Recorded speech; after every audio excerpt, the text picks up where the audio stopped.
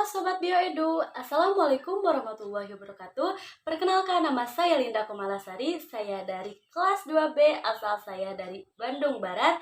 Saya dari kelompok 7, yaitu Aviaceae, dan nama ilmiah saya Conium maculatum. Di sini saya akan menjelaskan sedikit tentang pemanfaatan bioteknologi dalam bidang peternakan. Tentunya kawan-kawan sudah tidak asing dengan kata bioteknologi, apalagi tentang kata peternakan, yang pastinya mencakup ke hewan ternak. Nah, dalam bidang peternakan ada yang disebut dengan bioteknologi. Ini merupakan bidang ilmu yang identik dengan pemanfaatan proses biologis, organisme atau sistem untuk menghasilkan produk yang berfungsi meningkatkan kualitas hidup manusia, meningkatnya permintaan pasar dan kebutuhan manusia terhadap hewan ternak, dan menjadi alasan dikembangkannya berbagai metode di bidang peternakan. Tetapi, rendahnya metode bioteknologi di berbagai daerah dalam metode bioteknologi di bidang peternakan sebagai upaya perbaikan produktivitas dan mutu genetik hewan. Nah, beberapa aplikasi bioteknologi seperti inseminasi buatan atau yang disebut dengan IB, transfer embrio atau yang disebut dengan TE, fertilasi in vitro atau disebut dengan FIV, dan sexing spermatozoa dan kriosperspasi telah ditetapkan dan mampu menunjukkan peningkatan produksi, populasi, mutu genetik, dan pemuliaan pada hewan ternak. Aplikasi apa aja ya yang digunakan di bidang peternakan? Mari kita simak.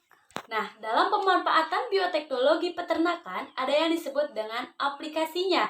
Nah, aplikasi ini untuk apa sih? Nah, aplikasi ini adalah sebuah prosesnya. Yang pertama misalnya ada yang disebut dengan inseminasi buatan atau IB. Ini adalah proses pengumpulan sel sperma dari hewan jantan dan secara manual diendapkan ke dalam saluran reproduksi wanita. Inseminasi buatan biasa digunakan sebagai pengganti kawin alami pada banyak spesies hewan.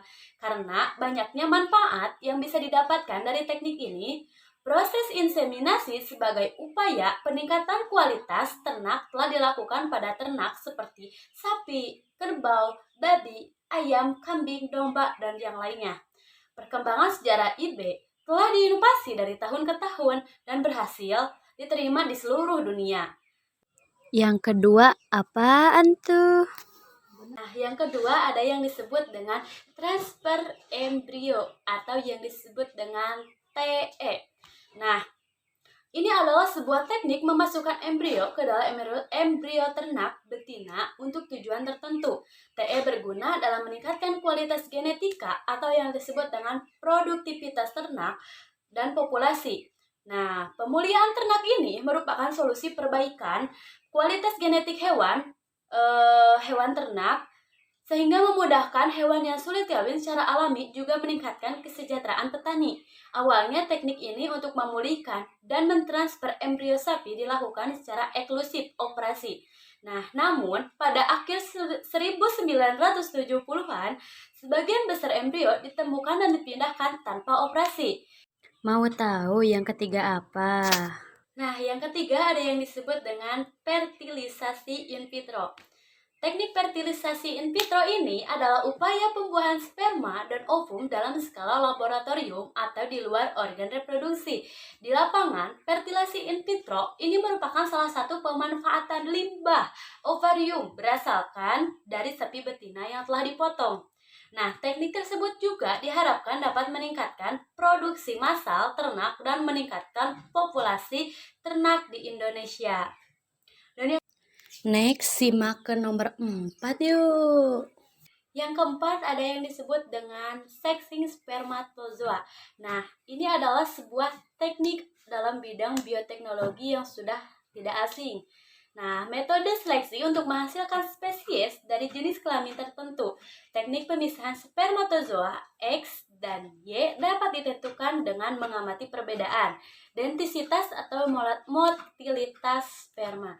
Nah, manfaat pemisahan spermatozoa adalah dapat dihasilkan indukan lebih banyak anak ayam betina untuk menghasilkan susu, daging, kulit, dan bulu, dan menghasilkan pejantan yang dapat digunakan keturunannya. Aplikasi kelima apa ya? Yang kelima ada yang disebut dengan kriopreservasi.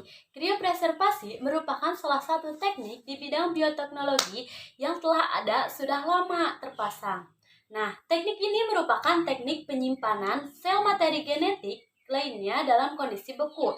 Teknik kriopreservasi adalah salah satu upaya penyimpanan plasma muftah. Yuk semangat yuk nomor 6 dan 7. Dilakukan di beberapa jenis hewan, salah satunya adalah pengkloningan domba doli. Nah, sudah tidak asing ya dengan yang namanya domba doli.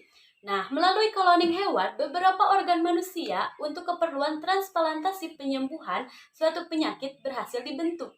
Unsur-unsur yang esensial diperlukan dalam cloning DNA adalah enzim retraksi atau yang disebut dengan enzim pemotong DNA.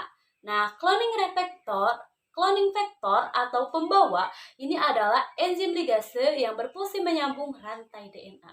Yang ketujuh ada yang disebut dengan genetic engineering. Nah, genetic engineering ini juga biasa disebut juga dengan rekayasa genetik. Nah, dalam rekayasa genetik atau rekombin, DNA merupakan kumpulan teknik-teknik eksperimental yang memungkinkan peneliti untuk mengisolasi, mengidentifikasi, dan melipat gandakan suatu fragmen dari materi genetika atau yang disebut dengan DNA.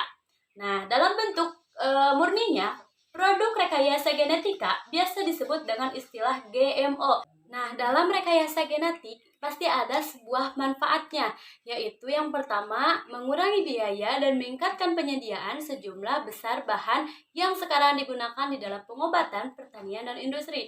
Yang kedua, mengembangkan tanaman-tanaman pertanian yang bersifat unggul. Yang ketiga, menukar gen dari satu organisme kepada organisme lainnya sesuai dengan keinginan manusia, menginduksi sel untuk membuat bahan-bahan yang sebelumnya tidak pernah dibuat. Dalam pemanfaatan teknologi reproduksi ternak juga, ini harus memerlukan dukungan peralatan yang memadai dan dana yang cukup, serta tenaga ahli yang terampil, sehingga menjadi kendala negara-negara berkembang seperti Indonesia dalam mengaplikasikan kemajuan mutakhir di bidang biologi reproduksi yang banyak dilaksanakan oleh petani peternak di Indonesia baru sampai pada tahap inseminasi buatan, transfer embrio. Sekian penjelasan tentang pemanfaatan bioteknologi di bidang peternakan. Semoga bermanfaat dan terima kasih sudah menonton. Assalamualaikum warahmatullahi wabarakatuh.